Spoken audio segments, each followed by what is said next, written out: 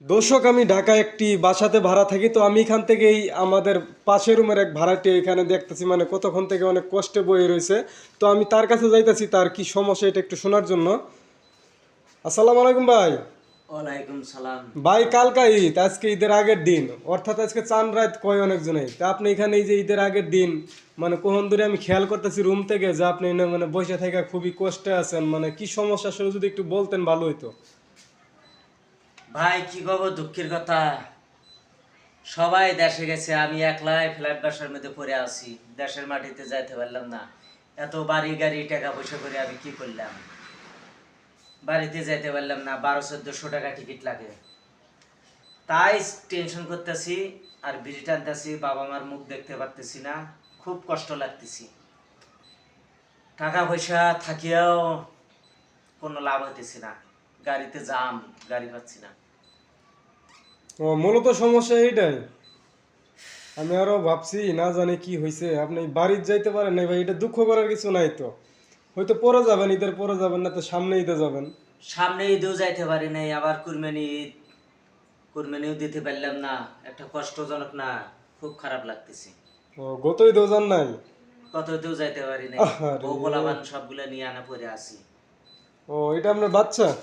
এটা আমার পোলা। হাই হাই, ও, বাচ্চাটাও তো এসব বাড়ি পোলার গেল। মার্কেট টার্কেট কোনো কিছু করে দিতে পারিনি।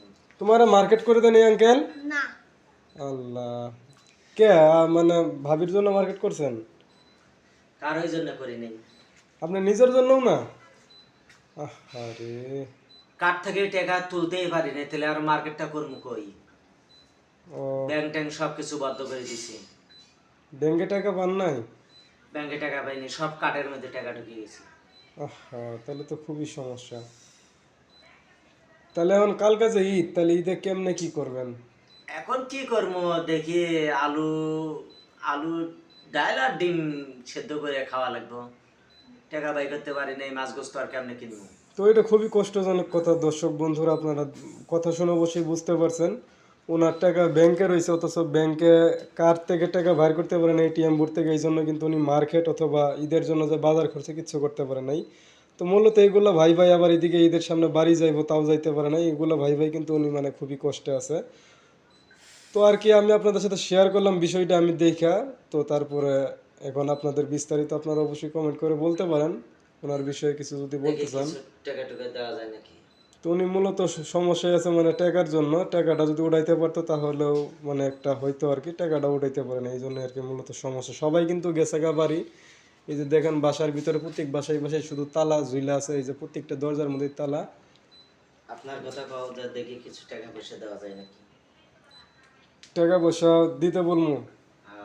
এটা খাটিয়া যে কিছু টাকা পয়সা দেখি ভাই হেল্প করা যায় নাকি, 5-10 হাজার টাকা দিয়ে কিছু কেনাকাটা করে দেওয়া যায় নাকি, মার্কেট টার্কেট খাওয়া ঠিক দাওয়া। আছে, আমি বলে দিতেছি, সমস্যা নেই। ওটা বলে দাও।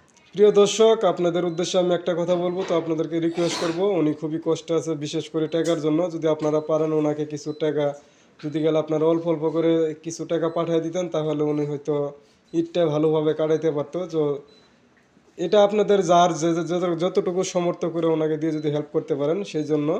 আর আপনারা কি নম্বরে পাঠাবেন, নম্বরটা আমার এই মানে প্রোফাইলে দেওয়া ব্যাকগ্রাউন্ডে একটা ব্যানার আছে, সেখানে নম্বরটা দেওয়া আছে। তারপরে আমি বলে দিতেছি, আমার যে বিকাশ নম্বরটা সেখানে পাঠিয়ে দিলে আমরা টাকাটা ওনার হাতে দিয়ে দেবো। ওনার সামনে কথা বলতেছি। তো আমার নম্বরটা আমি বলে দিচ্ছি, আপনার একটুটা যারা পাঠাবেন একটুটা ভালো করে ট্রাই করে পরে পাঠিয়ে দিন। 01971385522। তো এটা হচ্ছে আমার বিকাশ নম্বর। এই নম্বরে টাকা পাঠিয়ে দিলে আমরা টাকাটা ভাইয়ের হাতে পৌঁছে দিতে পারবো।